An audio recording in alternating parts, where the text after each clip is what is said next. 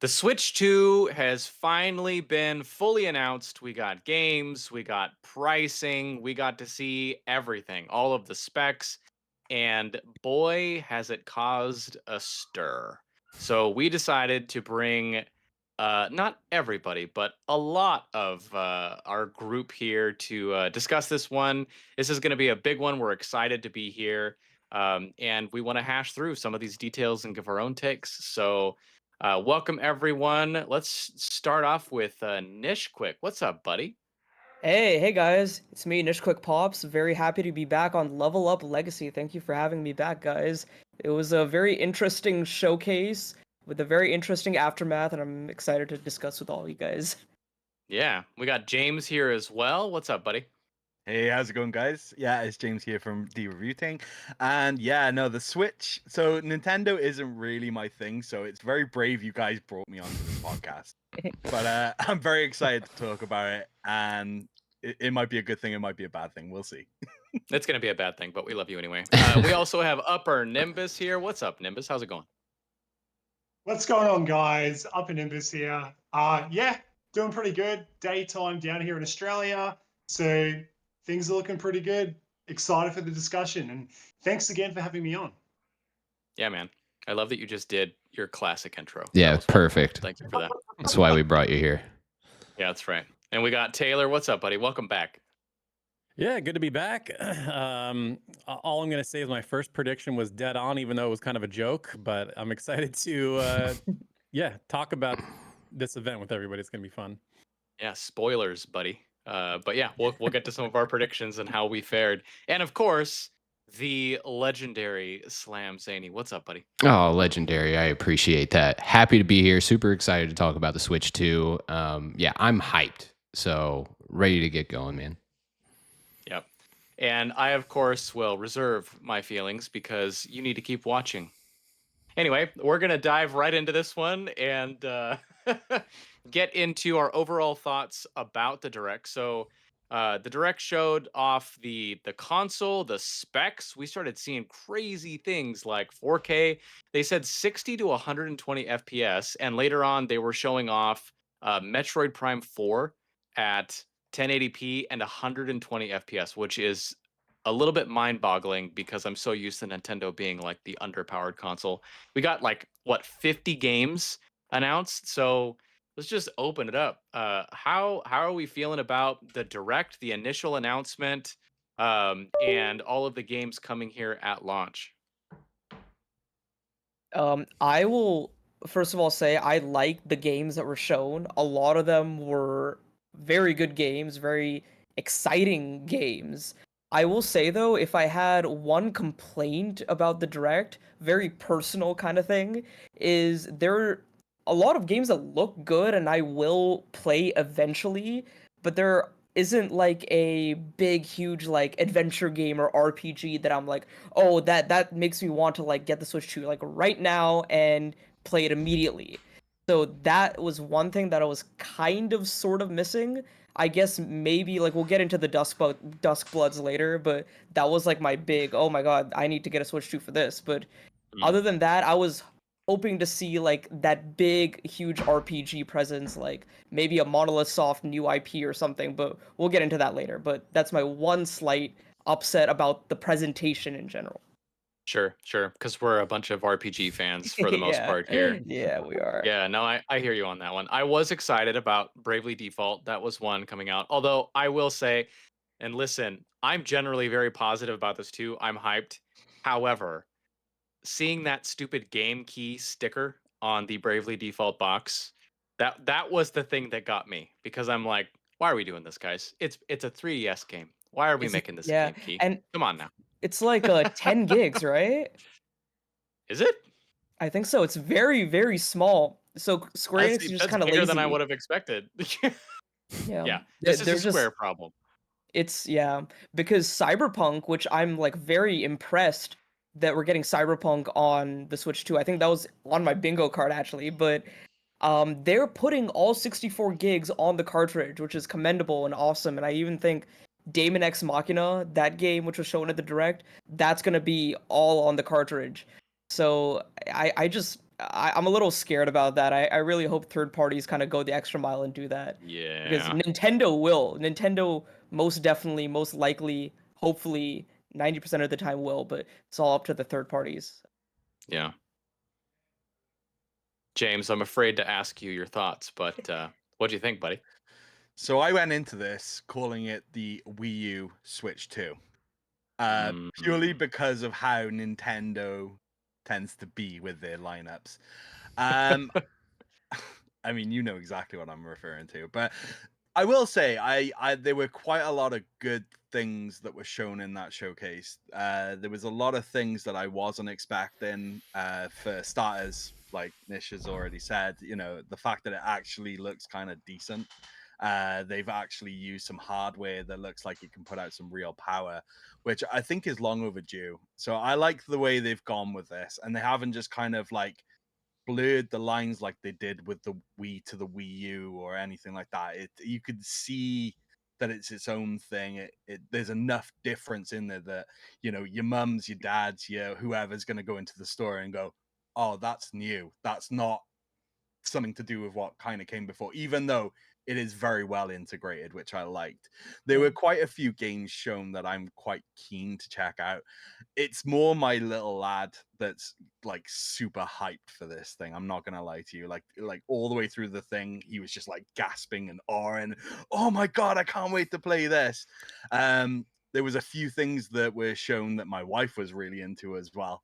And I mean, Duskbloods just kind of Yeah. really set me off, and I was just like, oh my god, Bloodborne 2, especially because the beginning bit looked like Great Yarnum. So for me, I was like, do you know what, I'm excited to see what they're gonna do. And they've started off strong, and I think that is kind of key to any sort of system. Is if you're going to bring it out, and it's, you know, being proven time and time again, if you're going to start off with a new system, you need to start off strong.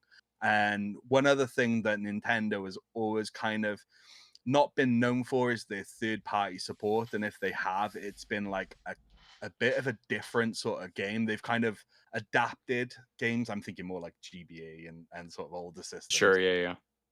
But that has been a thing before, but like it's looking pretty capable. So yeah, it kind of turned me into a bit of a believer, which I wasn't expecting. I was legit waiting because I heard the way you guys were all talking about, like, this thing's gonna be amazing, and I'm just sat back going, it's gonna be a Wii U too. I'm telling you now, it's gonna be a Wii U too. But no, I can eat my words and say, yeah, no, this thing looks pretty good. So yeah, very high. That was way more positive than I was expecting. So, word, let's go. All right, Nimbus, what about you, buddy? What are your overall feelings? Okay, so like now I'm really excited for the Switch too, right? Right after the direct, I didn't know how to feel, which is weird to say considering I'm like a massive Nintendo guy. So like, oh, Nimbus, why aren't you simping about everything with the Switch too? Well, maybe because when you have expectations and those expectations aren't met, aka Taylor's prediction was correct. Yeah, I was a little bit like, oh, well, I was kind of expecting this, and oh, they would have done that, but like, not everything delivered for me personally. But after reflecting back and rewatching the presentation and all the news fallout, yeah, it's exciting. It's really exciting. Like Donkey Kong Bonanza, like, oh my god, there were rumors That about was this a open great world surprise. 3D platformer Donkey Kong game, and I thought, nah, nah, nah, nah, nah, nah. I'm like, surely that's not a thing, right? It's a thing. It's a thing. And it's amazing. And I love like his expressions. Like people are like raging that they've changed the way that Donkey Kong looks. Nah, I love it. I think it's amazing. I love the risk that they're taking. There's so much more character and emotion from him. Like the way his eyes pop out and like, you Yeah. know, he's got the teeth there at all times. His teeth aren't retracting. I don't know. There's something about it. It's amazing. But anyway, I know like I could go on and on and on, but definitely some exciting announcements. I'm just trying to think about like what surprised me the most. Probably the specifications, like realizing it is 4K when it's docked, like it can go up to 4K. I just I just didn't think that was going to happen. Yeah. And 120 FPS, like even in handheld mode, like that is crazy. Like 60 FPS is great. Like that is smooth. 120? Like, we don't need 120, but they're doing it. And that's just like, holy moly. Yeah, it's very and then I even saw, like, un-Nintendo. exactly. And I saw, like, from the treehouse footage for Metroid Prime 4. Whoa. Like, that Yeah. looked good. That looked good for, like, just the Switch. Like, when they first had the reveal trailer, like, it looked good. But you can see, like, the HDR, you can see the shaders, the ray tracing, you can see everything in the friggin', sorry, in the flippin' treehouse footage for Metroid Prime 4. You can see it. Like, there's depth to, like, the lighting and the shadows. Like, it's all there, and there's so much attention to detail. Like, so much is on screen. There is so much happening. Like, a regular Switch. Oh, I mean, then again, it is coming to the regular Switch. But I mean, the additional mile that they're going with the Switch 2 version. Oh man, we're going to see things we would never expect from Nintendo. Yeah. Yeah. All right, So, Taylor, that's yeah. give us your hot take, buddy. Yeah, no, I mean, I'll be honest. I guess I'm going to be the most negative here. I thought it was fine. You know, everybody was like, "Oh, it was peak," or whatever, and I'm like, it was cool. I mean, like, we all saw Mario Kart in the initial little teaser thing, so we knew Mario Kart was going to be there. It looks good. So we knew Mario Kart was going to be there. I think the thing that kind of bummed me out, or I was expecting more of, was like new games. You said they showed 50 Yeah. games, but like 45 of them were like old games that we've played before. So for me, like, all the games, I'm like, I've already played these, so I don't really care. And obviously the sticker shock of Mario Kart, I'm like, ooh, I don't know if I want to buy all that day one just for Mario Kart. Donkey Kong, like, looks cool, not really my kind of game. And then Dusk Bloods, later we found out it's more of like a multiplayer kind of thing, and I'm like, oh, okay. For me, it was just like, it was slowly, like, the presentation was good. Like, I think they did a good job explaining it. The system specs are really impressive. But for me, it's about the games, and to me, the games just didn't deliver right now. So we'll just have to wait and see, because I was kind of like with Nishquick. There was no RPG or big Zelda adventure, because that's what I'm in for. I was like thinking maybe they'd have Fire Emblem or something ready to go, but yeah, I would say for me, I was kind of just like, oh, okay, I can wait a while on this. Yeah. No, it is interesting how much they relied on some of the games they had already announced. I personally don't have a problem with that, but you're right. There were a handful of newer titles ready. But Slam, what did you think? So I'm kind of on the other end. I do think that this is one of the best Nintendo Directs that they've ever had. There is a lot of talk about, a lot of remakes, remasters, ports, and things like that. But I saw a new Hyrule Warriors, Metroid Prime 4, GameCube Online, a new Daemon X Machina, Mario Kart World. We've got Dusk Bloods, Kirby Air Riders, new, like 3D Donkey Kong that basically looks like Mario Odyssey 2. Personally, I love JRPGs, and that was missing from the show. And that's the only thing that kind of would have pushed it over to the edge to be like the best, probably, direct that I've ever seen, to be honest, because I do think that the support for that genre just wasn't really there. And that's disappointing to me, because I know that the Switch is like the best JRPG console of all time, and the Switch 2 is going to have a ton of those. In fact, Rune Factory, the new one, Ages of Azuma, it comes out, I think, the same week as the Switch 2 and is going to launch on the Switch 2, but there was no mention of that. So, yeah, that's my only disappointment, but this was insanely good. I think that they did a great job of going over the hardware itself without getting overly technical. I don't like it when, these showcases end up like the PS5 Pro showcase, and it's the whole thing is just specs, and you don't really know what it is until you get your hands on it, and you just hear a guy talking about it. Nintendo did a great job of going over, like, this is Metroid Prime 4 is going to play 4K 60 or 1080 120. That's what it's going to do, and that's like really all the information we're going to give you. We're not going to tell you if it's DLSS. We're not going to tell you if it's like upscale. We're not going to tell you that. This is what you're getting. And then the screen itself being 1080p and 120 hertz is a massive shock to me that they went 120 hertz on a Nintendo handheld screen. Definitely didn't expect that. That was out of left field and probably my biggest hardware surprise for this, because it's just about everything else leaked except for that. But overall, I think the Switch 2 is going to be just an insanely good Nintendo console. I think it's going to go off and do incredibly well. Yeah, I think I'm of the same mind. I was really excited about it. I was blown away by the specs in general. We always hear rumors like this, right? Or at least we have been throughout the entire Switch life. So it's like, oh, a Switch Pro is coming and it's going to be 4K. And most of us were like, it's Nintendo. It's not going to happen. And we were even justifying it, right? Like, hey, even if the Switch 2 was only as powerful as a base PS4, there's still so much you could do with that, right? You'd hear that conversation going on all the time. So the fact that they came out swinging with 4K, 60 to 120 FPS, and then showing off some of these titles was pretty wild to me. So I think what got me excited was not even necessarily the lineup, although I'll get to that in a second. It was the potential of the console. Like, you already have so much third-party support shown off here. So for me, I'm like, the JRPGs are coming. Like, they're coming in force. We're gonna get all of this stuff that wasn't on the Switch. We're gonna get Persona 3 Reload. We're gonna get Metaphor. We're gonna get all of this stuff and the new stuff coming in. You know it's coming. You know, whenever Persona 4 Golden Bullet remaster, whatever comes out, that's going to be coming to the Switch Persona too. 6. Yeah, Persona 6, Do you know want that's on Switch coming. 2. I hope Yeah. so. Yeah, whenever they do decide to drop Fire Emblem in Nintendo, we know it's there. You should just let us Yeah.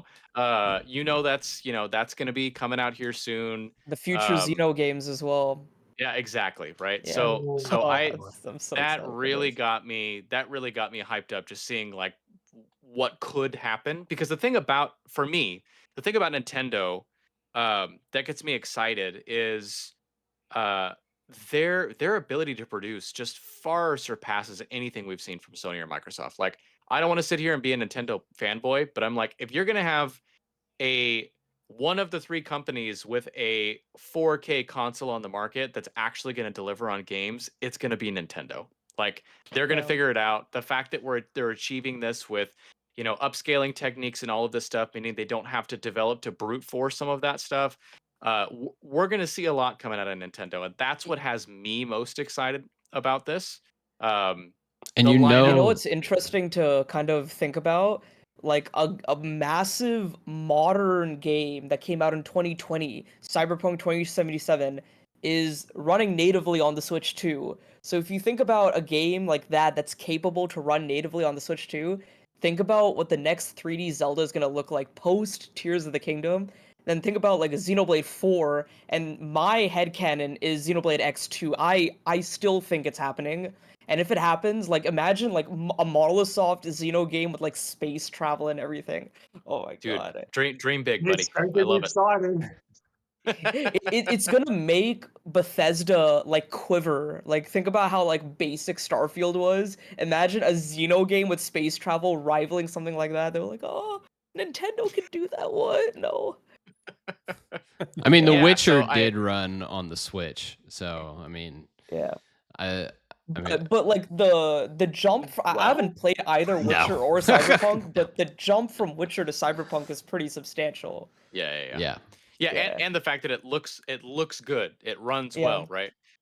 Seeing them run Tears of the Kingdom and Breath of the Wild, like, I honestly, I don't know if I'm going to take the time to go back and play those games, right? I have played them before. I did enjoy them. They're massive games. But seeing them at 4K 60 is really tempting to at least boot it up again, because that is crazy. And then, yeah, like 7 Remake coming out. Yeah, there you Rebirth is go. coming. There you go. I'm Part just 3. gonna here's my prediction. We're gonna get like a trilogy something or other from Square Enix, and it's gonna be a game key, because Square Enix likes to do stupid things sometimes. so to So, the point of the game keys, and something I was thinking about, it hasn't been confirmed yet or anything, but they had these something similar on the Switch 1, where the boxes were download codes. Basically, you get Yeah. the box, download the code, and GameStop, for example, wouldn't accept trade-ins on that. You couldn't resell it, you couldn't share it with anyone. It just was there. It was just essentially a digital download code. But at least with the game key cards, that kind of allows you to do that. You should be. It is essentially, you put it in the system, it's going to be the key to download the game. If you want to resell it, if you want to give it to a friend, they should theoretically be able to put it in their system, download it, and play the game. So it is kind of like an improvement on that front, but I worry that too many, because it's that like slight improvement, too many companies are just going to be doing that instead of just It's putting the cheaper for game them. on the card. But Yeah, it's still, to me, it's still like it. I mean, I'm a physical collector. Like, I'm gonna be that old crotchety man that's like, this is the way it needs to be. But it just seems pointless to me. Like, why not just make it just purely digital or make it physical, right? This in between thing is just really odd. You don't actually It's a own waste it. of plastic, honestly. Yeah, yeah. Yeah. It just yeah. I don't know. And again, for something if Cyberpunk was coming out and they had that, it'd be like, okay, I kind of get it. I still think it's dumb, but I kind of get it. But like a 3DS remake, come on, yeah, Square. Bravely Default absolutely should be on the Yeah. cart. Yeah. My thing is, okay, fine. If the game's too big to fit on the cart, which that inevitably will happen eventually, Sure. right? Fine.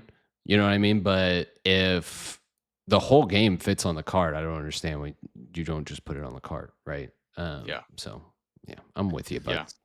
So I'm just curious, right? So this is where the negativity really starts to come in. So as Taylor pointed out earlier, there's a lot of that are coming out have kind of already been out on other systems and been released and things like that. Now, the one thing that kind of griped me a little bit was, yeah, Tears of the Kingdom, Breath of the Wild looks brilliant, upgraded, but they want $30 for it, and I'm not sure what the UK equivalent of that is going to be. I felt like that was a bit of a kick in the teeth, to be honest with you, because it's like, for example, it- now it's like my son's got these games and he loves playing them. So, like, if he wants to play the upgraded version, I just think it's a bit cheap to make them pay that much when you can buy the game now for like Nintendo Switch, I for like think about the same price, and it's like I don't know. I felt a little bit. I wasn't cool I with don't know that. if it's 30. It might be like I don't know. it's going to be Like, have different they? for every country, Yeah, it's gonna be probably. different for But different games. if you But have the yeah, NSO subscription, you can play all of the upgrades with no, that. it's only the Zelda games that Only are the no Zelda additional games. cost. Yeah, I think Mario Party, Kirby Kirby, wasn't and included Metroid in that, Prime. probably Yeah, because those so have new content like yeah, those DLC. have new Yeah, content. Zelda does have new content as well, but those have like almost like DLC content. yeah. So Zelda's you just have to got the pay for notes those. app. I mean, Yeah, yeah, they don't. it's pretty cool actually because Yeah, it's got like new voice acted dialogue and stuff. But Zelda is no additional cost if you have the expansion pass. So you can't get it for free with the basic tier. It's with the expansion pass tier. yeah. Yeah. But So I looked it up. I looked it yeah. up real quick just to validate. And according to Nintendo Life, it says that the games that were highlighted were Breath of the Wild and Tears of the Kingdom, but it will include other games as well, such as Mario Party Jamboree, Kirby and the Forgotten Land, Pokemon Legends ZA, Metroid Prime 4 and Beyond. So it I'd wait on that one. I was under the impression too that if you have NSO, you'll get the All upgrades the for free. upgrades. But Yeah, it sounds like yeah. that's probably going to be the case. I mean, Yeah, it there looks was like a few things with that. Sorry to interrupt, but there was a few things there. Like, I mean, like with PlayStation, if I want to upgrade to the PS5 version of if I've got the PS4 disc, it just does it. If you've got like the membership, they have announced some of their games being upgradable for free. I mean, they mentioned like Yeah. Arms. I'm looking it up now. It's like Arms, Captain Toad, Treasure Tracker, Game Scarlet Garage. and Violet are Link's one of them. Awakening. Echoes of Wisdom, Yeah. Link's Awakening, all that kind of stuff. Pokemon Scarlet and Violet. Those have the upgrades for free, which is great. They need But it. it's just They like, do.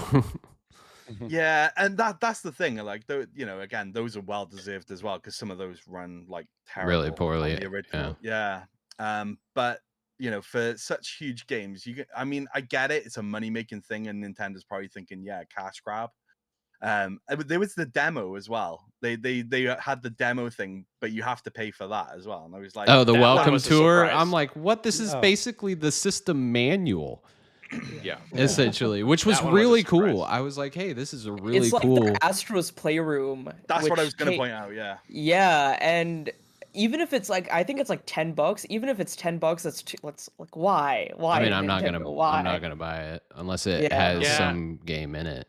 You know what I mean? I hope no one buys it because I hope honestly, no one like, buys it. I just think no, I do because I just think like, come on, Nintendo, like, give your people something. Like with the cost of the system, I appreciate it's all upgraded system software and hardware. Sorry, but give you guys something to mess about with for free. Do you know what I mean? Don't just be like, well, you paid this money for the system, now buy our $80 games or buy our whatever it is. Do you know what I mean? It just seems a bit Yeah. cheap for Nintendo. You know, So what's funny yeah. is I remember reading Reggie came out with a business book. What was it called? Oh, I know what you're talking about. Disrupting the game. Disrupting Yeah, the game. about Yeah, Wii Sports, right? yeah. The Yeah. anecdote, And yeah. it's a great business book, by the way. It just in general, it's a really good book. But he did have this whole bit about how Wii Sports, they like argued about whether or not they were going to include it, and they ultimately decided to include it.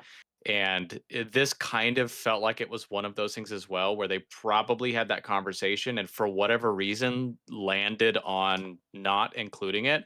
And I think that what they're going to find is like nobody is going to buy the game. No. It's not game enough to be something that you want to put out money for. It is exactly what you said, James. Like just one of those games that makes total sense to have in the package as a way to mess around, get to know the console, have that guided tour, look at the specs, kind of ooh and ah about your cool new thing. But yeah, that was a surprise for me. They're like, Do you oh yeah, guys you can remember buy this Nintendo separately. Land?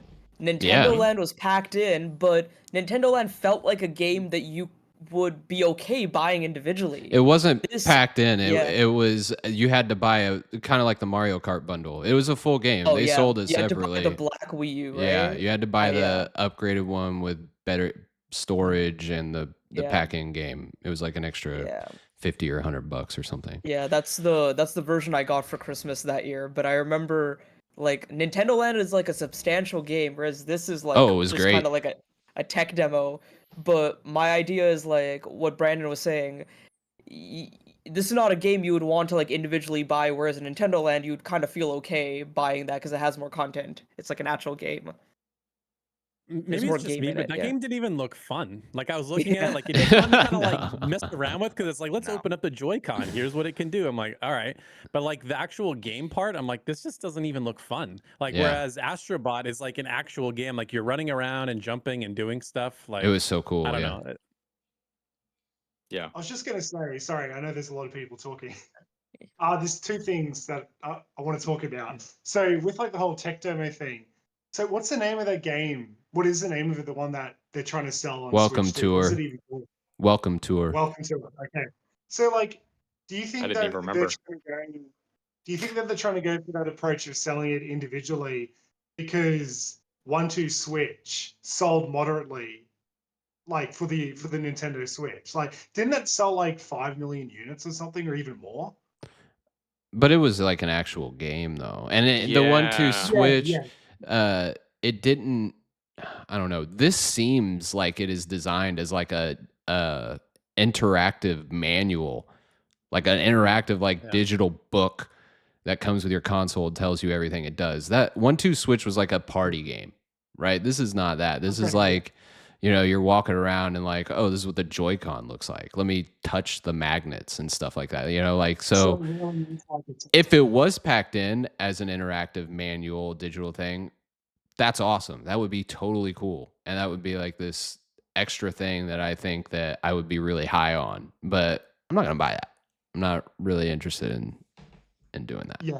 So wondering if like since the obvious success of the Nintendo Wii and Wii Sports, Nintendo was like all the way back then, oh wow, if we sold this separately, we could have made a fortune. So then every single game since then, like Nintendo Land, 1-2 Switch, this Welcome to a Tech Demo, Nintendo's like, we're just gonna sell it individually because like we'll just get more money. Because they're like, oh, we regretted packing in Wii Sports. Like, do you think it's something like that? And that's why these games aren't pack-ins anymore because of So the success of Maybe. they actually, in the book that Brandon mentioned, I've read that book, and in that part, Reggie mentions that they don't like to give away their work for free, is the way they see it. So they want to sell anything that they work hard on.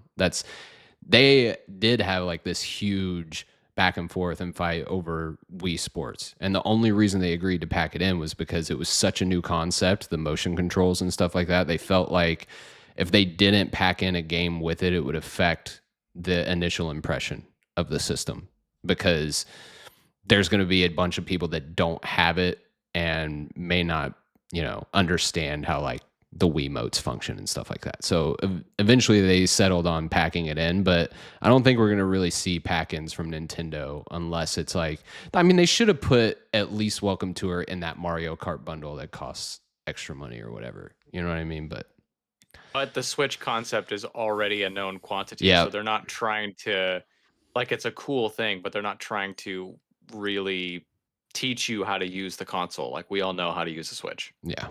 So, yeah. I guess why No, I bother thought that was then? interesting. That's kind of my thought. Like, why even bother? Yeah. No. Yeah, because like, Yeah. who's really going to buy that Welcome to a thing? Like like Taylor was saying, like it doesn't even really look like a game. Like it doesn't even really look fun. Like it's just an instruction manual. You What know was what I the mean? thing on the Wii where you could? Was it Wii Plaza or something like that? We Well, had that's the Mii's. The Wii Oh, U. the Mii.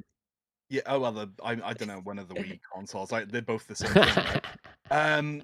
But Love do you know that. what I mean? It's I liked that. I with liked all the Mi little Plaza. people. It's It reminded me of that a little bit, but just them all walking around on a Joy-Con. the Wii Plaza was, or Mi Plaza was cool. The Wii U, I remember that. All the little Mii's like running around with the footsteps when you boot up the console. It was pretty cool. Yeah, But that was reminded me free, of right? little That thing. came Yeah, back it in. was. It was. Yeah, it was like part of the whole social like online infrastructure of the Wii U. Yeah. Yeah. Mm. Yeah. Hey, one of the best news, best things about the spec increases is the eShop will now be moderately functional. So that's going to be Oh yeah, really great. much more responsive. Yeah, Did they Still talk? going to be That's full of exciting. weird things, but Did they talk about that on the direct? Not really. No. no, I don't They think talked so. about it in I a heard- Q&A after. Yeah. They have somebody asked them and they said it's good. That was like a massive priority. Yeah, because it takes like a day and a half for that thing to boot up right now. It's ridiculous. Yeah. Yeah. It's rough. Like I think Gene Park said on Twitter, like the three guys in the direct in person, they're like doing very straight to the point answers, very quick answers, very short and sweet answers. And then when they were asked about the eShop, they're like, "Oh, let me tell you everything about what we wanted to change about the eShop," and they got like really passionate about it. So they kind of understood our pain. So that's good. Yeah. Yeah. Also, oh, sorry, were you gonna say something, Brandon? Go ahead, Nish. No, I was like, what do you guys think of the C button? It's kind of a whole new different topic, but Yeah. what do you I was think of gonna the go there. community features and Discord essentially being on the Nintendo Switch too? I thought it was brave for Nintendo to show such choppy representation of that, Yeah. of those feeds. I was like, man, they Yeah. must, I mean, they must feel really confident in this, but I think it's really cool. I think that it is a step in the right direction for Nintendo in terms of like, chatting and like playing with friends, because you essentially can't do that on any of their consoles right now. When they tried to sell everybody on the Switch app where you would chat with people, and it's like, well, if I'm going to use my phone, I'm just going to like use Discord anyway. Yeah. You know what I mean? But this is baked into the system. You get there with the press of a button. We'll see how functional it is and how easy it is to actually like get everything going. But if it actually works how it's supposed to work, it could be really cool. That Yeah, was one I of the ac- things I got right, because I was like, the C button has to be some sort of communication or chat thing. So yeah. Mhm. Yeah. I actually think it's pretty smart. Like at first I was like, this is stupid. Nobody's gonna use it. Like why have your own built-in thing when people can just use Discord? But I actually think it's brilliant because look what happened with the share button. We used the share button thinking, oh, this is awesome. We can share everything on Twitter. And then Twitter updated their API and now it's basically useless. So if it's internal and it's proprietary, they can never get turned off unless they want to turn it off themselves. So I think it's actually like a super smart idea to Yeah. pack it in or do it internally, especially like for me, I don't have any children, so I always think like, who cares? But like, obviously, Nintendo's very like kid centric. You want to like, it even said like you can't log in unless your parent approves it and stuff like that. Because I'll keep it PG, but I'm thinking of all the terrible things people could show on those cameras. Like, yeah, I feel like it could get really bad on Mario Party. Yeah. But No. but at least there's safeguards like, oh, you can only play with your friends. There's no like, you can't play with randos or you can't chat with randos. So yeah, I thought that was Yeah. actually a smart function. The Treehouse Yeah. Showcase showed off some really cool stuff that it did with like some of the games too, like Mario Party yeah. and Mario Kart, where like it puts you, or you're Yeah. like if you're playing with your Can, friends, like, it hit puts the all of you blocks. in the game, and I just feel like that can make for some like hilarious content, to be honest. Yeah. Yeah. Well, and the camera thing too, like it's so funny. I feel like we've really turned some things around here because, Xbox at some point came out with a Oh. console back in the day with a camera and, the whole NSA scare, that didn't work out for them. But now I'm like, oh, a Nintendo camera in my living room sounds kind of cool. And then If Hori it's a came out piranha with plant. this The Piranha Piranha Plant. Plant, and I'm Yeah. like, uh-oh, because you know from here they're gonna be like, but what if we give you a Master Sword? And be like, well, I guess I'm gonna buy that too. And they're like, but what about a Monado? Okay, I guess I'll buy that too. And suddenly I'm gonna have Ooh, multiple Tatsu cameras. All the camera. cameras, A the knock-on camera with the collection. wings going out. Oh Yeah. my god. Brandon, you'll just be embracing Nintendo spying on you for the rest of your life. It's like all around the room. I'm like, it's okay, just Yeah. take it in. Yep. No, I thought it was pretty cool. And then there's the game sharing as well, which, if I remember correctly, I don't remember if it was a console thing or a specific game thing, but I do remember playing on the DS Mario Party and being able to do a game share where I was able to play with 3 other people who did not have the game and share it out, and then you could go play all the games together. So seeing that concept as well was pretty cool. I think that's a really great way to get people involved in those multiplayer games without having to make it just the Joy-Con, because that was one thing. I did the whole Mario Kart 8, or it was 8 on the Switch, right? Yep. Yeah. Yes, 8 Deluxe. Yeah. Okay. Yeah. So Mario Kart 8, at a friend's house, propping it up, and then using the Joy-Con, and you're like trying to drive with this little tiny thing. So the fact that you can just share it and play that way, I thought was pretty cool as well. Yeah. I think you can do it online even, they said. Like you don't have to be local. Oh, really? Yeah, I I'm think pretty he's right. sure.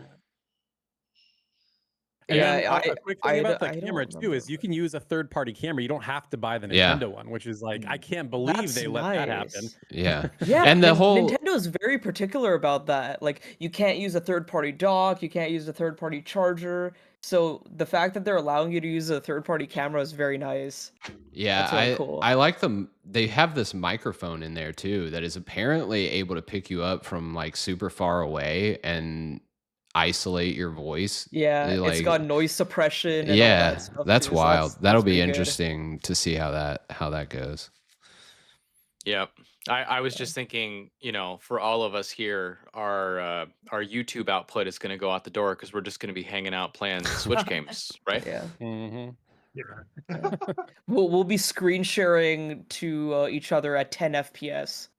Yeah. Yeah, no, that part of the presentation was kind of hilarious. You're right, Slam. Like they were Yeah. brave to show that off. That was like, I don't know. It was just one of those like, oh, you're not even gonna hide that this is like 10, 15 FPS, where they're like, look at us playing this old retro game, and it's like, Yeah, it's It looks so barely bad. yeah. Yeah. And I mean, but still, I still think it's a fun idea, especially like being able to play different games and just kind of like hang out and play games and be on camera. It's a cool concept. I like Yeah. it. and it seems pretty seamless too, because I think the PlayStation 5 does this in some capacity, but it's like complicated to actually initiate it. You know what I Yeah. mean? And a lot of people, it's buried in the UI, and a lot of people don't know it exists. And Yeah. from what I see, literally you're pressing a button on the Switch, which is So Switch 2 is the PS5 killer confirmed. Slam, is that what you're saying? saying it does this camera thing better. I've done Don't party put words chat in my on mouth. PS5. Like I've done it before, and it's good and it works, but it was weird for me and my friends because we didn't have like an external mic. We just had our DualSense controllers, so we had to hear each other through the DualSense and talk through the DualSense as well. So it was kind of weird. So I think it'll be funny to even- see yeah. how the microphone picks up too and how it is engaged, because so many people on the PS5 don't realize that like by default your controller microphone is on. So if you play some Yeah. like online games or whatever, Yeah. sometimes people are talking like in their house and you A lot of mouth hear breathing. everything that's going on and they have no idea. It's like yeah. All they have to do is press one button to mute. I know, But but for they the s- don't for the know it needs Switch- to be muted. Yeah. That's the problem. For the Switch, it's interesting because they said that it can pick it up from a distance as well. Like, if I move my Switch outside to the TV outside of my room, the Switch is going to be far away from where I'm sitting. So I'm curious to see if it'll pick up that much of my audio and my voice from that far away. Yeah. Yeah, it's gonna be interesting. I mean, to be fair, they showed like the worst case scenario for With the audio, blender? which is like someone's got a blender, Yeah. yeah, behind someone talking. I thought that So was I think they hilarious. were Pretty really confident. trying to show off that Yeah, that's- it's gonna do what it needs to do. Yeah. Yeah, no, I think the features and again the specs and everything, I think it was all really surprising. I really liked what I saw. And again, going back to the game lineup, I did like the game lineup. Some of the games that have been out for a while, I still haven't played. Um, and frankly, something like Hogwarts Legacy, for example, I've been eyeballing that for a while. But playing that on the Switch is going to be really cool. Playing Final Fantasy VII, I might go back to it. That's really cool. But one of the things that I started thinking about afterwards that was pretty exciting was the games that we saw in the Nintendo Direct before this one are also going to be playable on the Switch too. And there was a decent JRPG presence there. So Yeah, I'm there wondering was. if the RPG presence there was the reason we didn't see as much at the 2 Direct. I will say I still like Taylor and some other people. I wanted to see Fire Emblem. I wanted to see Fire Emblem at the Switch 1 Direct. I was absolutely devastated to not see it there. That's whatever. But at the Switch 2 Oh, we did see Direct, Fire Emblem, just not we saw exactly how Path you of think. Radiance. And I'm we're very gonna talk happy about that I that here can in a finally second. play Path of Yeah, Radiance. yeah. But I was expecting to see something new from Atlas. Like, I was expecting to see a Persona game at the Switch 2 Direct. Like, this was their opportunity to do it. And I also, if you guys have been following Nintendo leaks and rumors, we know the code name of Monolith Soft's next game. And I was like, this is their time to show it. Like, the Switch 2, big and powerful. Like, Xenoblade X was a very early reveal for the Wii U, and Xenoblade 2 was like at the Switch 2 January presentation in like the 2017, like the equivalent to this Direct. So I was like, Monolith Soft has to be here. We got to see something, and they weren't. It's okay, but I hope to see their next game this year in June or September or something. They're coming. They're coming. So They're the coming. way I saw this was there are a few big hitters that they're dropping here for the launch. There's Mario Kart and there's Donkey Kong, and then there's a few of these other things that are coming. Nintendo is, whether we like it or not, Nintendo is very smart about not overcrowding their releases. And Yeah. they drop them in a consistent way. That's one of the reasons I think, at least for me personally, I guess I can't speak for everybody, but one of the reasons the Switch was so successful is because very rarely did I feel like there wasn't something coming that I was excited about. There was just always something on the way, and they played that brilliantly, even with some of the third party stuff as well. So I feel like that's what's going to happen. Switch 2, we got a lot of stuff here to sink our teeth into to start, including some of, again, like I said, some of those Switch 1 announcements. We did get an Atlas game. It's a remaster. You can play it on the Switch 2. Whether or not we get like a Switch 2 version, I don't know. But technically something is there. So I there's think a lot Rhino going is on getting right a now. native Switch 2 version. Is there? Okay. Then I'm Rhino gonna start remaster, canceling yeah. all my pre-orders and wait till the Switch 2 ones. Yeah. But I do want to come back to GameCube because that was probably for me. I got excited about a lot of things, but Mm. I yelled when I saw that. Like we've been hearing the rumors for all this time, but I just straight up didn't believe it. I was like, given how expensive these games are, almost every single one of these GameCube games, Nintendo could just remaster and plop on the Switch 2 and make $60 to $70 or whatever, right? Um, and people would buy it. You know, you drop Fire Emblem Path of Radiance as a remaster, people are freaking gonna buy it. You get Wind Waker in there, people are gonna buy it, right? Even like seeing Soul Calibur 2, F-Zero, the lineup of Pokemon Coliseum and XD Gale of Darkness, like I was losing my mind. Yeah, And that then was good they that we showed the got to see those. controller. Yeah, the controller, I'm Yeah. just like, I already have a GameCube controller. I have several. And apparently you can use the same setup on the Switch 2 that you had for the Switch 1 to connect your GameCube controllers. But the wireless GameCube controller, like a Nintendo official basically Wavebird, but it looks like the standard controller And it's got a is C button. yes, Yeah, it's it's got the got the C C button. button. And I was so hyped about that again, just because there's so many good GameCube games and they're so freaking expensive. Like I'm still, because I am insane, I'm still looking at rebuying Path of Radiance again and having it physically because I used to have it, I sold it because I'm an idiot, and I'd like to get it back again. Um, but the fact that it will just be there on the Switch to play is wild to me. Um, I hope we see things like Skies of Arcadia, even like Yeah. Star Fox Adventures, like some of these games that were just very GameCube original that we haven't really seen since then. Yeah. Um, I was really hyped about that. I did not expect it, even though it was A lot kind of good rumored. stuff. So what you're saying is controller number 8 is definite this way. That's what right. you're telling me. You getting it? It's gonna happen.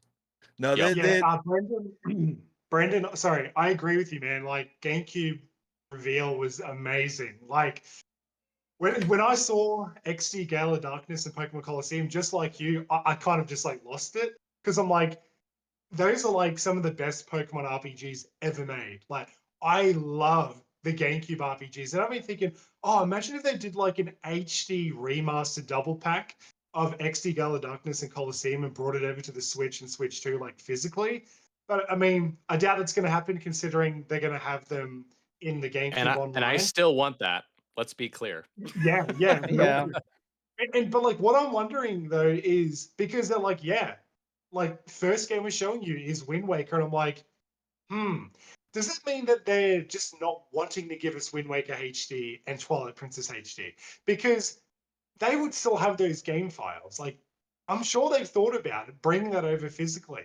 So are they just not going to do it anymore? Because they're like, well, you got GameCube Wind No. Waker, but I'm like, yeah, but Wind Waker HD had like the fast sale and like the quality of life. Like, it's a visually better looking game. You know what I mean? I hate to say this. I hate to say this, and I don't want to will this into existence. I'm sorry, internet, but I'd be willing to bet money that we may still see those remasters, and they're gonna Mario 3D All Stars us, and they're gonna be like, it's available for a limited time, Oh, a and then they're limited gonna have time the games. offer. Yeah, No. Yeah, I can see that yeah. happening. Yeah. I would be willing to bet money that at least they're talking about that because I think they could run that and it would work and be wildly successful because everybody's like, "Oh, the trauma from Mario 3D All Stars. We remember that, so we're gonna make sure we get it this time." And they know, they know.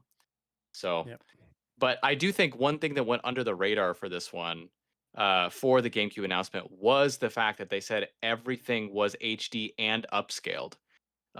So I know it's not the same thing as an HD remaster, but the fact that just any game that comes out is going to have a higher quality just by nature of being on the NSO was pretty cool. And especially for Fire Emblem, um, I'm very, very excited about that. So Yeah. Well, and just being an NSO game, you'll have that rewind function, which will be super nice in Path of Radiance. Because like if they were going to yes, remaster, it's like add that, but at least we can rewind if we mess up a term now.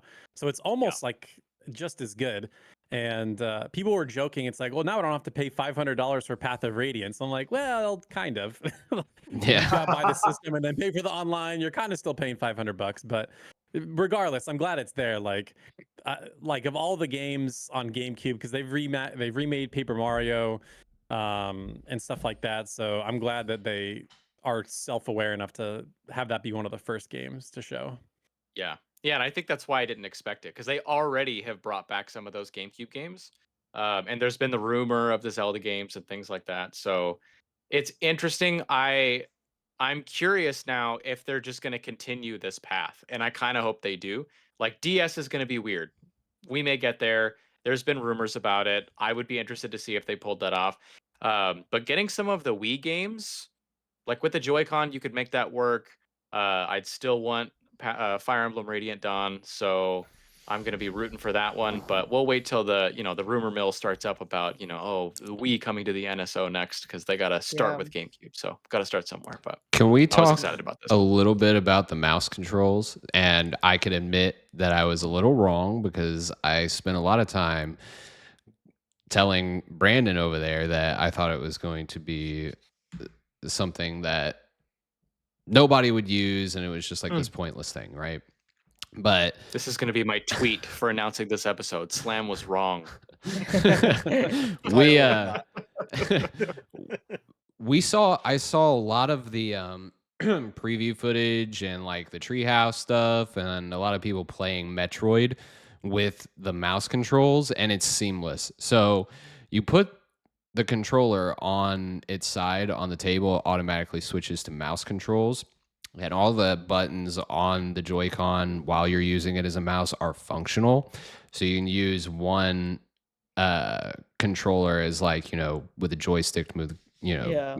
and to move the character, and then the other with the camera, and it looks like so good. Like I want to try that so bad. Playing Metroid with that, being able to plop down the mouse and then pick it up and just hot swap how you're playing And the your game. fingers like perfectly land on the bumper and trigger. So Yeah. it's very And seamless in you that know- way. they what's compared the this. best thing? I was worried about the Go ahead. size. I was worried about the size, right? Because the other Joy-Con are far too small to be using Yeah. it for something like that. I would never be able to like functionally use a mouse with that size of Joy-Con. But these, compare, like I've seen a lot of comparisons between the size of them, and the Switch 2 Joy-Con are significantly larger. Yeah. I was just gonna say, I just got this coffee table for my living room that has one of those tops that comes up, and so it sits at like table level, like if you were to sit down for dinner or something. And so when they were showing some of those controls, I was like, this is it. I'm prepared for the mouse controls, so I'm excited to test those out and see how it goes. But I'm still pulling for let's get some Final Fantasy 14 and Dragon Quest 10 with mouse controls. I'll still use the controller, but I don't know, something about there being mouse controls makes me think that it's more possible. So come on, Yeah. Nintendo. Square, make it happen. Make it happen. Since they're watching every episode. Every episode. Okay. We do have to, before we get to our predictions, we do have to get to pricing. Yeah. So I'd say we've shown a lot of enthusiasm and excitement in general for a lot of the things about the Switch 2 here, except for Taylor, negative Nancy Taylor over there.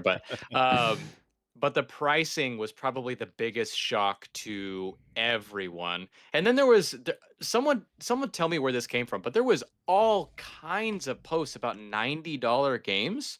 And I have no idea where that came from, but it like kept being circulated, and every time I looked at it, it was like, well, it's $79.99, right? So why is everybody saying 90? Did I miss something? I think people were just guessing because all the other regions had an extra price from digital to physical, and people just assumed it'd be the same in America. That's what I've come to understand, because I was the same thing. I never actually saw that.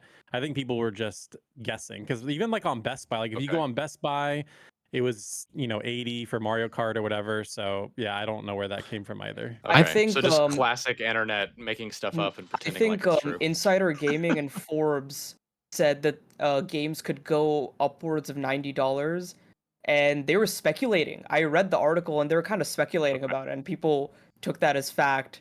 And then they also got confused with 90 euros versus 90 USD, and then it was Okay. just a lot of miscommunication and misinformation. I do think Okay, it's that's interesting what I thought. in terms of pricing, and my biggest complaint here is not necessarily like the increase in price, because I thought that was going to be inevitable at some point. It's the variation of the price is wild on the Switch 2. So you've got this Donkey Kong Bonanza that's like this new, basically Super Mario Odyssey 2, essentially looks insanely good. It's 70, right? Mario Kart World is 80. Zelda on the Switch 2, Tears of the Kingdom, the Switch 2 version is 80. Kirby with the DLC is 80 on the Switch 2, right? So Oh, really? yeah, and then Bravely I didn't know Default Kirby was 80. HD remaster was Like 40, isn't it? yeah, it's like 40. And then you've got a couple games on there that are like third-party games that are coming out on other systems, I think are around the 60 range. So, I mean, games are just completely random in price, ranging anywhere from $40 to $80. We kind of saw like a test with this with Tears of the Kingdom, where they upped that one game on the Switch to 70, and obviously it was crazy successful. So I'm sure they saw, oh, okay, well, Mario Kart, right? Switch to another, kind of test the scene and see how well it does at the 80 price point. They are also giving it for $50 extra in the console bundle, and I think that the vast majority of people are going to be getting the game that way, right? So I doubt that very many people are going to be paying that $80 price tag, but I'm interested to see.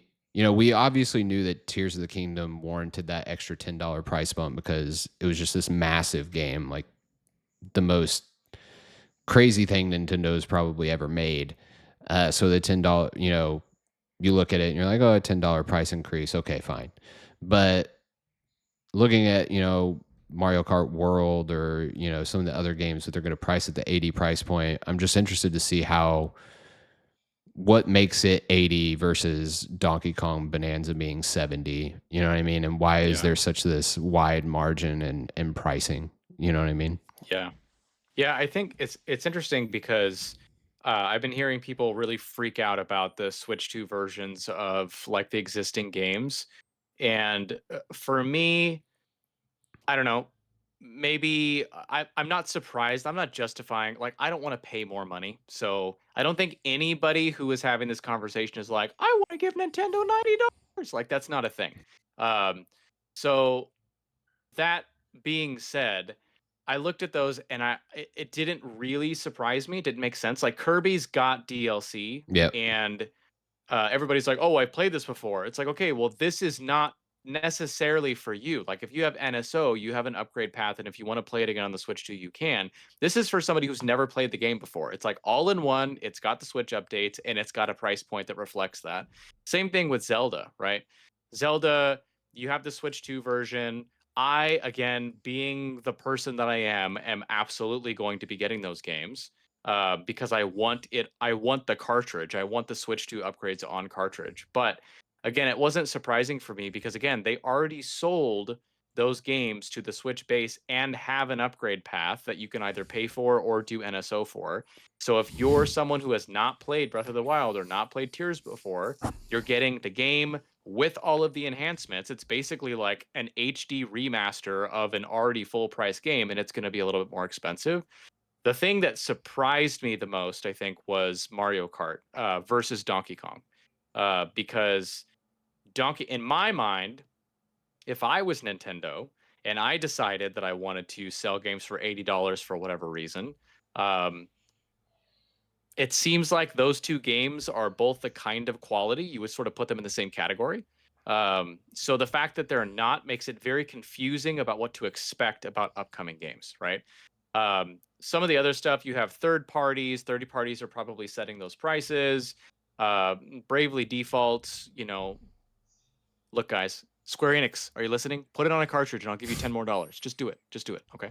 But that kind of thing again, 3DS remaster, it's $40. We had Metroid Prime remastered for $40, not last year, but whenever that came out recently, which still kind of blows my mind. So, yeah, I think that the unnerving thing for me about it is not that we're seeing price increases necessarily. It's that I don't know what to expect when some of these new games are coming. Yep. I think a lot of it also depends on the IP, because like a Mario Kart is the follow-up to the highest selling game on the Switch. Yeah. So I can also expect maybe Smash Bros or 3D Zelda to be 80, which is worrying to me because I'm like, I don't like the $80 price point. So that tells me that I should be a lot more selective with my games, which also makes me sad because I'm like, if there's a game that looks good, but it's priced super high, I'm not going to be incentivized to get it versus if it was a more reasonable price on the Switch. But that also makes me think about like Fire Emblem and Xenoblade, which are not as like not as popular, don't sell as much as a Mario Kart or a Smash Bros. Would those be 70 like the Donkey Kong game is? I can only hope they don't push them up to 80 because like as we said, like Xenoblade is gonna be very like technically like it's gonna be a technical masterpiece. Yeah. But I Here's the hope thing they though. don't. Yeah. You're already adjusting.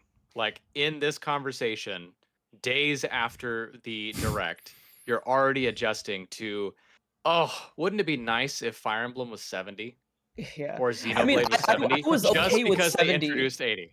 I was okay with 70 because I'm kind of conditioned to that with the PS5 games that I've been Sure. getting. So like FF7 Rebirth, God of War, all that, those are 70. If I wanted to play them day one, I would get them for 70. But I also realized that I was starting to limit my day one purchases on PS5 because I was like 70 is pushing it. Now 80 is definitely pushing it past pushing it. So I think we could expect this Yeah. with the PlayStation 5 and Xbox yeah. too. I think that this was Nintendo was the first one to the jump because they have a new console to launch, right? And the PS5 and the Xbox, like I know it doesn't feel like it, but those things have been out for 5 years almost, right? So they're going to launch a new console in a few years or whatever, and then their games, even possibly even before that, could jump up to the $80 price point. It's just Nintendo's GTA first. 6 is going to be $80 minimum. I'm saying. So I'm coming Yeah, at it I wouldn't be from surprised. a sort of dad angle, right? So, because to be honest with you, I'm quite happy with Steam Deck, very happy with PS5, and I'm quite happy just to play it like that. But my son is a Nintendo kid, and he wants to play Nintendo games. So when he saw all these announcements, he got super excited, and that's kind of what went through my mind was, do I really want to be paying? I mean, it's $80, $90, $80, $70 with you guys. I'm not entirely sure what the equivalent that is yet for that over here. But I kind of had to say to him, like, there are all these great games coming out, but you're not going to be able to get all of these in one go. It's going to have to be spread out. So what we're going to do is we're going to buy you one game when the console comes out. So I told him I'm going to buy him Final Fantasy VII Remake, and he has to complete Attaboy. that before he has to complete that before he moves on to the next one. Just for reference, my son he refuses to play it just because I'm a big fan of it. just for a bit of backing. So he was like, "No, Dad, Nice. I want Mario Kart," and I'm going, Final Fantasy VII or nothing. He's going, Or oh, nothing. you That's get the awesome. console. It's purely just play Final Fantasy VII. He's going, oh, Dad. Yeah, It's I think. ridiculous though. It's so crazy to be that expensive, because Yeah. ultimately there's going to be a lot of kids that are going to want a lot of these games. So people who are Yeah, parents, I think I'm that the sorry. thing about it though, like I was thinking about that argument. Like I saw, on Twitter, you see all kinds of things on Twitter, but one one of the things that I saw was someone being like, this is like too much for an American family kind of thing. And again, I get it. I don't want to be giving more money either. Gaming is already kind of an expensive hobby, understood. But when you think about the parents that are buying games for their kids, and you think about like Christmas, I'm like, I'm sorry, but I don't really see a scenario where mom is going to GameStop to buy little Jimmy a Switch 2 for Christmas, and little Jimmy wants Mario Kart World, and it's $10 more than she anticipated. Like, she's probably going to be like, "Oh, that sucks," but she's going to buy it. Like, Mhm. she might grumble on the way I home, but like, I I don't think the extra guess $10 is going to be a blocker. I believe that, but also I know that Switch 1 was a good barrier of entry for non-gamers and for families. I Sure. mean, I'm also talking about the system price now as well. 450 is a big jump from 300. So 300 was a good entry point, even with the OLED or even the light. I mean, we're gonna probably get a light and an OLED later on, but like those are very good entry points.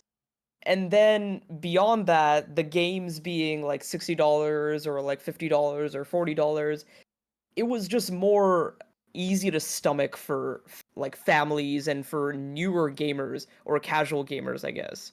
So that's just my 2 cents on that, I guess. Yeah. I The kind of other want to take thing. it. Oh, Sorry. you go ahead. You No, were no. talking. Yeah, go. No, the only Um, thing I was going to say was about the game card, because obviously they're using new Switch carts, and I was wondering if that may impacted these larger prices. But then when you're seeing things like the smaller like DS games and stuff coming out on it, like what was it, $40? You said. Yep. So like those game cartridges can't be much more expensive in the long run either. So it's like like I'm just kind of going back to how do you get that gauge? Like what is it about X game that makes it more expensive? Because That's it's a obviously great not question. it's not the cost of the production. Do you know what I mean? It's not like, Yeah. oh well, we've now invested in these super expensive carts that are now gonna cost us so much more, so we have to then put that to the people who are buying it. They're just kind of going, cool. Well, I mean, I don't know how much the new carts are going to cost or anything like that, but ultimately they're obviously not super duper expensive. They're putting games out for $40. Do you know what I mean? There's got to be some margin of profit there for them, and if they're Yeah. able to do it at that $40 point, do you see what I mean? I'm a bit like, okay, yeah, but even Yeah. for a remaster, I was surprised they only charged 40 because most remasters, I mean, Sony's charging full price for remasters these days, mhm. but even some are like 50. Like what was the Suikoden remastered? Was that 40 or was that 50? I think that was That was 50. 50, Forget. 49.99. Yeah. Yeah, Yeah. There was two games, but still, like, I was kind of surprised that it was only 40 for Bravely Default. But I kind of want, I was thinking about this from a different perspective. We're all talking about, oh, now because these games are more expensive, I'm going to be hesitant to buy day one. Obviously, Nintendo rarely drops prices on games. I Mhm. started thinking about games like Expedition 33 that's only going to be $50 at launch, which I can't believe they're only charging $50 for that game. But I almost wonder if this is now a time when indies and like double A games or single A games, whatever you want to call them, can kind of come in and like really carve out a market now. Because Yeah. it's like, oh, if AAA games are going to be this inaccessible to so many people, but we Yep. can still provide high quality visuals and not charge as much. Like I feel like this could be a time for those games to make a killing, like Expedition 33 or even Space Marine. Like I know that was a $70 game at launch, but like still, like I feel like those types of games could come in and just make a killing right now. So I'll be very curious to see over the next 5-7 years as PS6 and the next Xbox come out, like what those types of games do. Because inevitably, like you guys were saying, like now everybody has the permission to raise game prices up to 80. So I'm super Even your curious what it's gonna general do. JRPG would be like, I would hope it doesn't break into the $80 range, like 70 max, I would hope, but like even some like double A JRPGs could like be that kind of push to like, hey, this is your more accessible game. Yeah. Yeah. Yeah, I mean, I think whatever the last Final Fantasy game, that's definitely going to be 80. The last Final Fantasy 7 in the trilogy, that they're probably going to bump that to 80 now. Yeah. But like, I'm trying to think of something middle, like Dragon Quest. Like, is that going to be 80? I don't know. Like, is that 70? I'll be super I curious. was surprised But Atelier Yumiya came out at 70.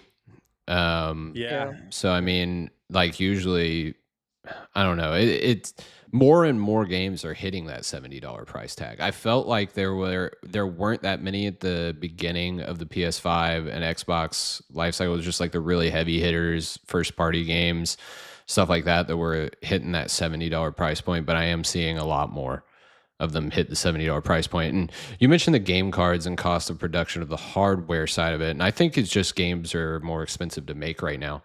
I think it just comes down to that. The development costs are higher. And maybe the remaster of Bravely Default, it's not, it didn't, cost as much for them to make. And they could have easily charged 50 or 60 for that game because it was only $40 on the 3DS. So, I mean, I think seeing that wide range at launch of prices is confusing, raises lots of questions, but is also a good sign to see that not everything's going to be $80, not everything's going to be $70. There is going to be games out there that you can buy at the 40 and the 50 and the $60 price point.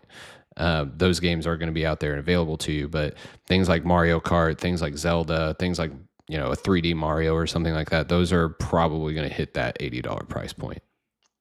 Yeah, but Taylor, I think it's a really good point. I think there's a lot of opportunity for some of these other franchises or studios. Like I'm thinking and I don't know if they'll do this, right? But I'm thinking Ease, Atelier, the Trails series, like a lot of the reason they can come out with those games so rapidly is because they're reusing assets and maybe they're updating things here and there, but they're working, quickly to get this stuff out.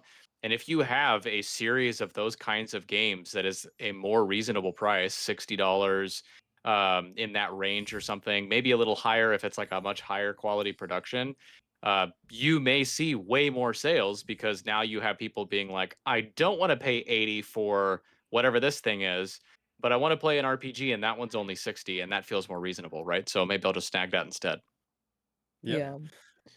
It's I supported, sorry to interrupt, but it's Yeah. supported with Deltarune, which they did announce at this Switch 2 Direct. Yeah. They have actually announced the price of that, and that's $24.99. I don't know whether that's for just the digital, and then or if they're bringing out a physical, but that's a really quite cheap entry point, and that's Yeah. Oh, an yeah. indie game. Great So price. yeah, it's fantastic. Most of the actual prices Um, haven't been announced yet, by the looks of it. Apart from the sort of main obvious ones, but I thought that was quite interesting. Yeah, I just wanted to add because I'm like one of the odd ones out being down in Australia. So like in regards to pricing down here, so the thing is like many years ago when we had GameCube and Wii, the minimum price for like a brand new Nintendo game was $100 AUD. Like that was the norm. You would walk into a store, you would fork out $100, like even more sometimes, to get like the new Mario Party, the new Zelda, the new Pokemon. Like it was $100 AUD minimum. So Hey. when eventually we had the Switch and 3DS generation, um, we saw cheaper games like with the Australian pricing, and I think that's because of the fair trade agreement between Australia and Japan. So things became a little bit cheaper for us, which is great. So then $80 for Switch games down here was the norm. But again, that was in AUD. So like it kind of works out to it being 60 USD over there. So we're seeing prices for Switch 2 games in AUD going past $100 now. So it's like jumping up an extra $30 to $40 AUD from the 80. Yes, I will admit, I'm not trying to justify the prices going up because nobody really wants to pay higher prices. Like, I understand that. But I think for me personally, being an Australian, like, or just me, I don't know. I think because like it's only a fraction more than like what it was going back to the Wii generation. Like, I don't personally mind too much going, well, for $110 AUD, yeah, I would be okay paying for like a game that's going to be running 4K 60F. That's 4K 60 FPS, or even like up to 120 FPS. Like, when you compare that graphical leap compared to like what 480p games on the Nintendo Wii that were $100, like Right. down here, like at least here in Australia, like it's actually not too bad with like the price jump. Like, Hmm. yes, from Switch to Switch 2, it's significant. But if you go, well, games used to be $100 down here, so an extra $10 for like a Switch 2 game at like $110 really isn't that bad. Like down here, seeing the price jumps for you guys in the US, like yeah, that's a different deal because that's like $20+ like difference, like from what was the base like standard. Like to see them Yeah. actually go 20 upwards is ridiculous, especially after Eric was telling me about what the hourly pay rate is like $8 an hour or something in America. Is that right? Like minimum wage. It depends on the state. Yeah, it depends on where you live. Yeah, like Yeah. that's crazy because like minimum hourly pay rate down here is about $24 AUD. And then if you were to like match it up with how much that is in the USD, it's like half of 24, so $12 USD, meaning that we're still getting much more than you guys are hourly. And it's just crazy to think about that. Like you're only getting so much per hour, like from a standard job. And then, yeah, you're seeing these prices like, oh, $80 now. So it's like, that's going to be really tough. And then for very obvious recent events, which I'm not going to name drop because of, political reasons, but things that have happened recently, for that to even maybe go even higher is Yeah. mental. Like to think about the whole situation financially in the United States. Like it is ridiculous. And I feel really bad. Like it's expensive down here in Australia, but like hearing about all these changes and differences financially, it's not looking good. Yeah, I mean, to be fair, like if you account for inflation, games in the past were much more expensive, even more expensive Yeah. than $80. Nobody thinks about it that way because everybody just thinks like, oh, well, games have been whatever, $69.99 for so long now. I don't want to pay more money, and that's kind of where it stops. But yeah, if you go back and account for inflation, especially in the earlier generations, um, it's been more expensive technically before. And the market hasn't made any big shifts. Again, I'm not justifying it. I'm just saying from a business standpoint, when you're looking at inflation and all of these other factors happening, it's just not that surprising to me. Would I prefer to pay $60, $70 for these games? Absolutely. But I guess I get it. I'm not surprised. And the outrage and the uproar online is always I don't know, maybe fun's not the right word, but I find it a little bit interesting to watch. Entertaining. Yeah, Yeah, it's entertaining. That's a Yeah, good word. perfect. Yeah. Like Yeah. the chaos I unfold. I will Yeah. say, like I said before, I will be very selective with games now with what I buy. I I don't like the increase in prices for system and games. I I all the justifications for them, I'm not a fan of just having to pay more at all.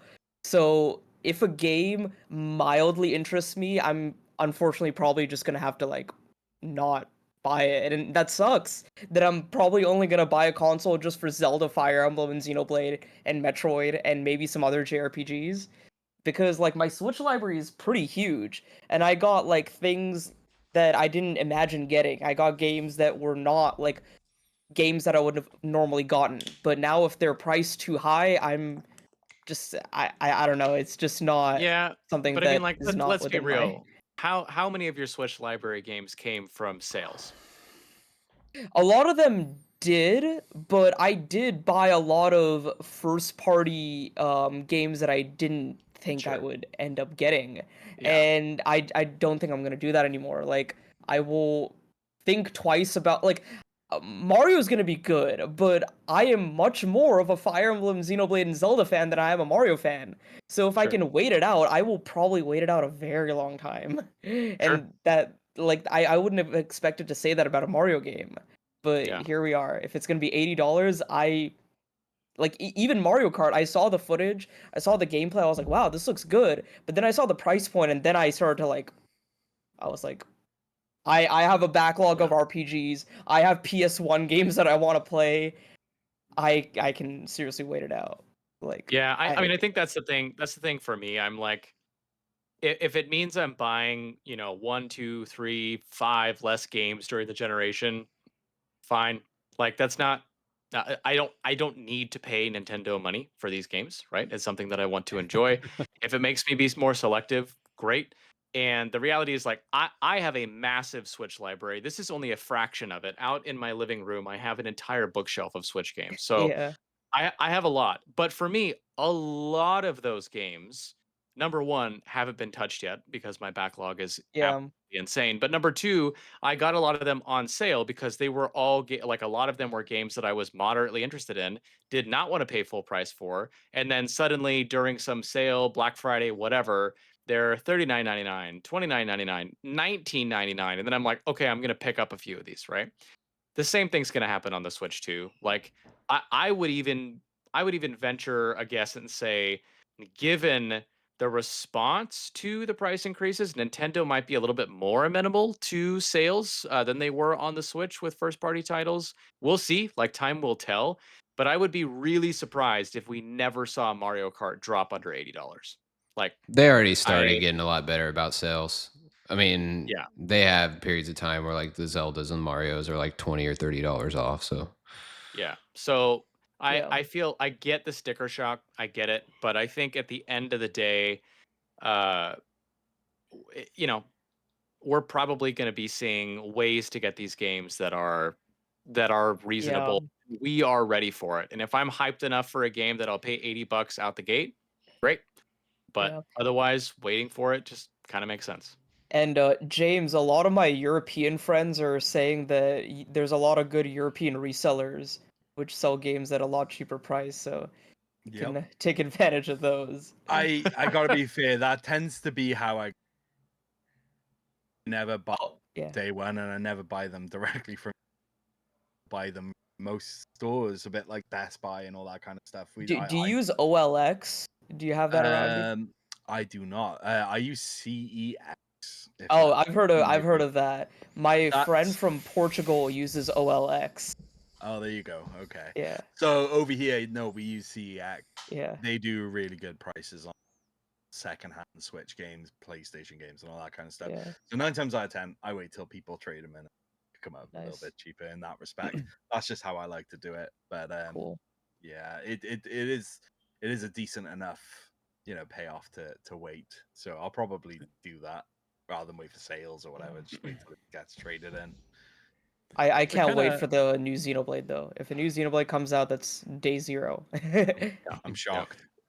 Yeah. to Go ahead, Taylor. dovetail what you're saying, Brandon, about like Nintendo will adjust. I mean, I feel like they've already been willing to do that. Like if we look at the 3DS, like when nobody was buying it, they like really dropped the price and they like gave stuff away. So Nintendo's not dumb. Like if people are just like not buying it, they'll do something. Like I don't Right. know what that will Ambassador be. program. Yeah, something like that. Because they don't want to just make this thing and have it sit on shelves because that's not good for them either. So it'll be very interesting. I hate to sound like an old man, but it'll be interesting to see how the market responds to when this thing comes out. Yeah. That's Yes, always the join me, case. Taylor. We can be old men together. Embrace it. Yeah, no, I agree. I think we'll see some adjustment, and again, like from just from a buyer standpoint, we see sales all the time, and there will be ways to get these games, even if we're not getting them day one as often as we would like. But to wrap this up, I wanted to do a rapid fire round of 3 games or things, I guess, that you predicted from this, and how many you got right, and what you're still waiting for. So, Nish, give us your Okay. top 3 that you predicted and So whether or not they came out. I predicted Persona 6, got that wrong, and then I predicted mouse control games with Prime 4 and Baldur's Gate 3. We did see Prime 4, so I sort of got that right. And then I said that the C button is going to be used for communications, which I got right. So 2 out of Nice. 3. Yeah, so Persona 6, though, I can imagine you're a little bit disappointed we'll that see it something like that soon. didn't show up. I know Yeah, it's coming soon. we'll get there. We'll get there. Yeah. Yeah. All right, James, what were your top So 3? I was expecting a new Zelda, which is kind of half right. They brought out Hyrule to the Tears of the Kingdom prequel. Yeah, we didn't even whatever. talk about that. That looked amazing. But go ahead. No, my son lost his mind at that. So yeah, I thought there might have been a new. I did sort of have an idea that the C button was going to stand for chat, and it was just going to be a voice communication thing. So I wasn't far wrong on that. And my other prediction was it was absolutely going to suck and be the Wii U 2, and it turned out that I was a little bit wrong on that one. So yeah, I didn't do too bad. Updated tweet: James and Slam are wrong. Okay, good. Nimbus. There you go. Nimbus, what you Yeah, got for us? so I played it really safe with this first prediction, and that was, we would get Nintendo Switch 2 editions of Breath of the Wild and Metroid Prime 4. Yep, that's exactly what we got, and also Tears of the Kingdom and a whole bunch of other games. So that feels good. The next one was Sakurai's new game. That was right too, but Yeah. I was expecting Smash Brothers, and when that Kirby trailer dropped, and like the star was like I thought it was spinning around, I'm Smash. just like, well, I was like, okay, and I'm like, this is a Kirby game. This is a Kirby game. And then like Kirby's like pounding it and stuff like that, and like flying into it. I'm like, this feels like Smash Brothers. Like, there's a lot of like dead silence. There's a lot of like build up and suspense. I'm like, this feels like a Smash trailer. I'm like, oh my god, is it gonna hit the star? It's going to open up this world of Smash. You can see all these people come flying and new characters. I'm like, it's happening, it's happening. And then like it zoomed in on the star, and then you see the flipping turbo thing. I'm just like, oh, it's Kirby Air Ride. And then it revealed it was Sakurai working on it. And I'm just like, okay, so I was half cool. right. I got the Sakurai game. He knew what he was Sorry. doing. He knew what he was doing. Yeah. I guess the Sakurai game, but it wasn't the one I was expecting. So that's half a point. And then, last prediction was seeing Monolith Soft's new project. So it's either going to be whatever the new IP is, if they're even working on one, or like just literally Xenoblade Chronicles 4. Didn't see anything of that, so I was really upset. Yeah. Yeah, Project All right, Legacy Taylor. is coming. I know it is. It's coming. It's Yeah, coming. Yeah, so my first one, like I was saying, it was sort of a joke prediction, but I feel like it's true. It was everyone will find a way to be disappointed. So I think everyone was disappointed with at least one thing. You're a prophet, Taylor. Yes, I know. And then the second one was a new Fire Emblem, and while we didn't get a new one, we did get Path of Radiance on the GameCube thing, so I'll give myself maybe a half a point for that. And then the last one was some kind of new HD 2D game, because there's been like, there's the Chrono Trigger anniversary, and just I know that they love that art style, and there's so many other things they can mine with that art style, but we didn't get anything as far as I remember that was new. So yeah, about a point and a half. So I didn't go too crazy with any of the predictions. We got Asano though. At least we got one of their games. Yeah. Bravely Default, yeah. Yeah. All right, Slam, what you got?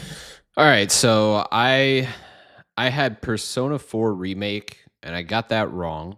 I thought for sure with like kind of the leaks and the stuff happening right around the Switch 2 event that we might get that, but we didn't, and it's a shame we didn't. Yeah. But, Atlas. come on. And then I had a new Nintendo first party IP. And I mean, I'm not going to count that one, because I was thinking more in the vein of like Splatoon kind of thing, where we would have some like big reveal of like a new thing they were doing. We didn't get that. We got some games that Dragon Drive and like World Tour, whatever. Those don't count. So got a no on that one. And then I got a new Zelda reveal was there, and we did get Hyrule Warriors. I had I also did some predictions on Twitter where I did predict that the Bravely Default remaster was coming, and then that did come true. And I actually had a side thing here, kind of as a shot at Brandon here, but I said C button is going to be the big change or gimmick, not the stupid mouse feature. Suck it, Slam. I'm going to count that one as wrong. The mouse feature is pretty cool, and they went heavy on it. The C button is just like kind of a chat thing, and I think it's going to be a take it or leave it thing. We'll see. We'll see how much it takes off in the end, but I was impressed with the showing of like the mouse features. So yeah, did not do well on my predictions. Slam has been pushing back on me very strongly that the mouse feature was not it. So Take the L, buddy. I still love you. All right, Yeah. mine are.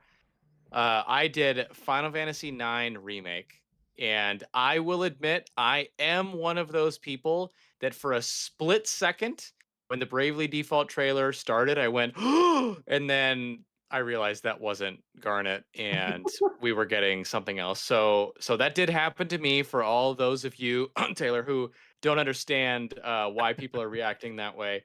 I did predict GameCube NSO. That was one of my like wild, this is what I wish will happen predictions. And that's why I was like up screaming in my living room like a child.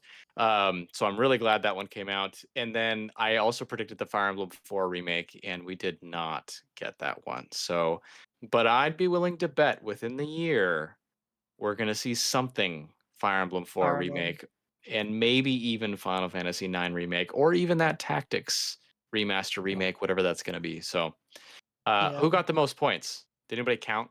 Probably Nish I or was 2 Upper out of Nimbus. 3. I think they were both Yeah. 2 Nish, out you of got 2 out 3. of 3. Yeah.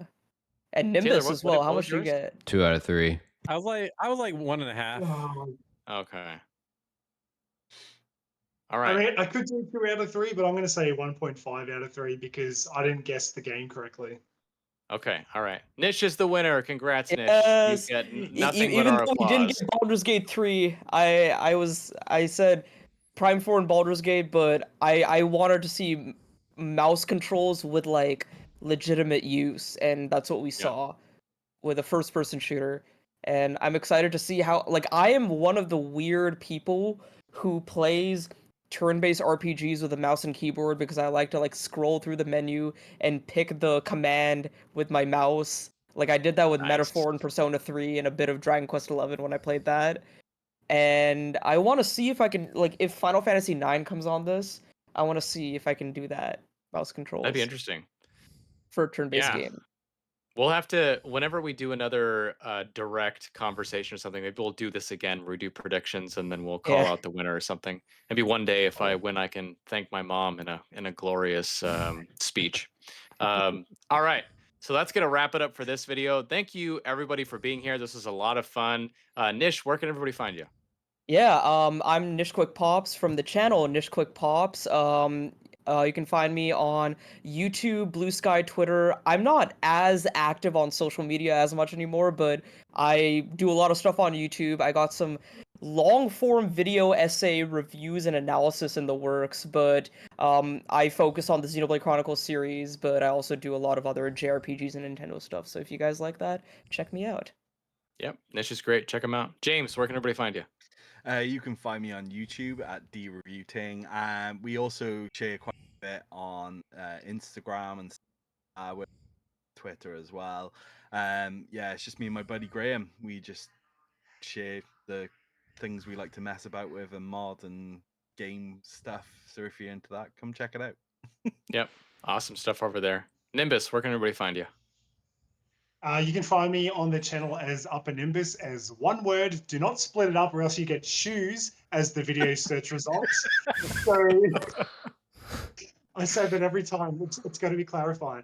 Yeah, lots of Nintendo Switch content with hints of JRPGs in the mix and just a lot of like fun sort of hype type of like top 10 lists and collab videos and stuff like that. So if that's what you like, come check it out.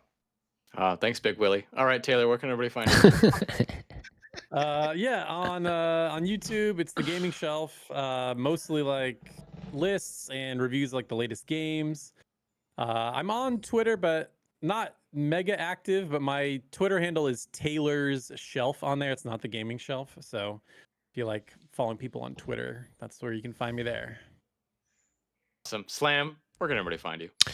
I'm Slam Zany on all the things. I'm doing a ton of stuff on YouTube, mostly JRPGs. Just dropped an Atelier review, some Xenoblade stuff. Did an open world JRPG list recently. So if all that sounds interesting to you, jump over to my channel. That's where you can find me. I'm also on Twitter at Slam Zany. Yeah. Slam's the man. All right, and for me, I'm Retro Brandon. You can find me on YouTube at Retro Brandon. I do content on retro games. I have a video coming out still on some Pokemon stuff, and then I'm going to dive into some of those classic PS1 and PS2 RPGs Oh, On exciting. Twitter, you can find me there as well it's at Nova Brand. I didn't have Retro Brand at that time, so if you are interested in following me on Twitter, you can check me out over there. Anyway, thanks for being here. Thanks for watching, and we will see you all in the next one. Bye. Later.